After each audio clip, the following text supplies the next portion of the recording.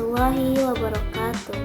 Izin memperkenalkan diri, nama saya Alfi Widyaningsih dari kelas 4B dengan NIM 010123010026. Nah, di sini saya akan menyampaikan materi mengenai tentang komunikasi efektif dalam pembelajaran. Nah, apa sih yang kalian ketahui mengenai komunikasi efektif? Ada yang tahu? Jadi, komunikasi efektif merupakan salah satu aspek penting dalam proses pembelajaran, kemampuan untuk berkomunikasi dengan baik, dapat membantu meningkatkan kualitas pembelajaran dan memperkuat hubungan antara guru dengan siswa gitu ya, serta meningkatkan kemampuan siswa dalam pemahaman materi pembelajaran. Nah, dalam proses ini, pembelajaran komunikasi efektif dapat membantu guru untuk menyampaikan materi pembelajaran dengan jelas dan efektif. Nah, serta juga membantu siswa untuk memahami dan mengerti materi pembelajaran dengan baik. Selain itu, komunikasi efektif juga dapat membantu meningkatkan motivasi dan minat belajar siswa serta memperkuat hubungan antara guru dan siswa. Nah, kita bahas dulu dari komunikasi. Komunikasi itu berasal dari bahasa Latin, yaitu communis, artinya bersama. Jadi secara terminologis, komunikasi adalah suatu proses penyampaian pikiran atau informasi pesan dari satu pihak ke pihak lainnya dengan menggunakan suatu media. Komunikasi juga adalah aktivitas penyampaian informasi baik berupa pesan, ide, dan gagasan dari suatu pihak ke pihak lainnya. Oke, di sini saya akan sharing. Jadi ada 7 teknik mengenai komunikasi efektif dalam pembelajaran. Kira-kira ada apa aja sih menurut kalian 7 itu? Tahu gak? Kita lihat tonton video selanjutnya. Nah, jadi ada 7 teknik ya dalam mengenai pembelajaran efektif. Yang pertama ada pendekatan dua arah atau two-way communication.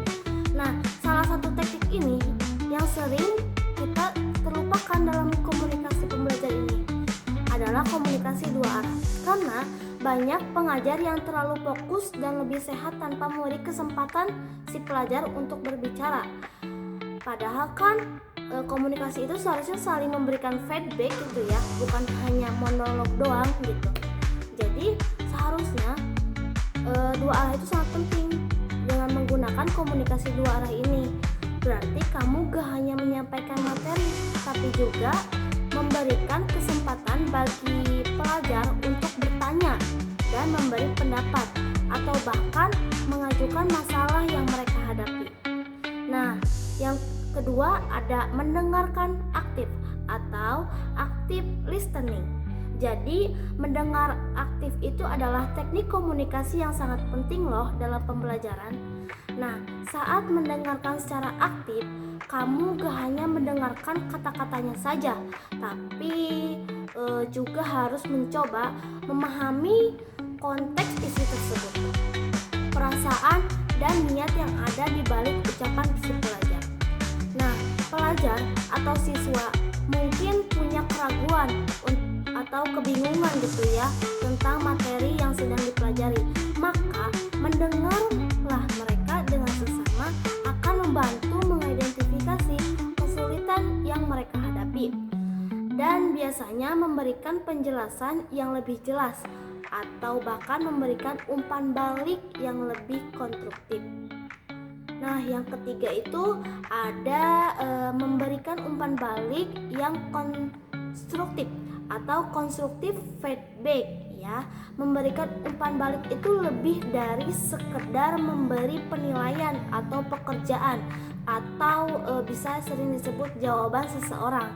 Nah, umpan balik yang konstruktif adalah cara untuk memberi pembelajaran yang lebih lanjut, bukan hanya sekadar kritik, tapi juga ketika memberikan umpan balik, kamu wajib menunjukkan apa yang sudah kamu baik gitu ya.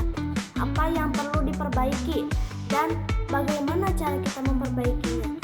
Itu yang sangat penting untuk memberikan feedback antara siswa dan guru.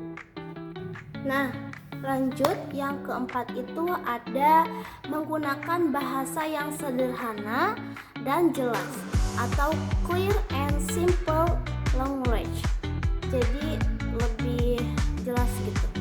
Cobalah menghindari menggunakan istilah yang terlalu teknis atau bahasa yang rumit jika tidak diperlukan. Tujuan utama adalah agar pembelajaran bisa dimengerti materi dengan mudah, bukan hanya sekedar mengesankan mereka juga dengan kosakata yang sulit. Oleh karena itu, menggunakan bahasa yang sederhana dan jelas adalah teknik komunikasi yang sangat penting. Jadi, walaupun sedikit tapi jelas untuk dipahaminya gitu. Yang kelima ada memanfaatkan visualisasi atau visual aids. Menggunakan visualisasi dalam pembelajaran adalah salah satu teknik komunikasi yang sangat efektif. Gambar, komografi, diagram, dan video juga bisa membantu memperjelas loh konsep yang sangat sulit dipahami hanya dengan kata-kata. Pelajar dewasa, kamu terutamanya ya, yang lebih suka belajar secara visual akan lebih mudah mengingat informasi ketika ada representasi visual dari apa yang dijelaskan. Terus yang keenam ada penerapan teknik storytelling atau telling, menceritakan kisah-kisah gitu kayak storytelling itu, atau menceritakan kisah dari teknik komunikasi yang sangat powerful dalam pembelajaran dan membawa pembelajar kita ke dalam cerita yang relevan dengan materi yang bisa membuat pelajaran lebih menarik dan mudah diingat. Kesayang baik bisa menyampaikan pesan dengan cara lebih emosional dan mempengaruhi pemahaman lebih dalam. Pelajar ini cenderung lebih mudah mengingat informasi jika disajikan dalam bentuk cerita.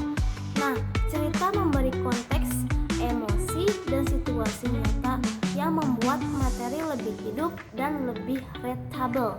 Ini juga dapat membantu pembelajar untuk melihat bagaimana teori diterapkan dalam kehidupan nyata. Dan yang ketujuh ada menerapkan teknik pertanyaan terbuka atau open-ended question. Nah, teknik komunikasi yang sering terlupakan adalah penggunaan pertanyaan terbuka. Nah, daripada hanya materi memberikan pertanyaan yang mengharuskan pembelajar menjawab ya atau tidak, cobalah memberikan pertanyaan yang lebih mendorong mereka untuk lebih berpikir, lebih mendalam, dan memberi penjelasan yang lebih kuat.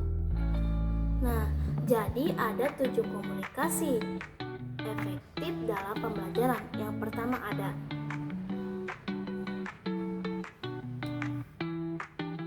yang kedua ada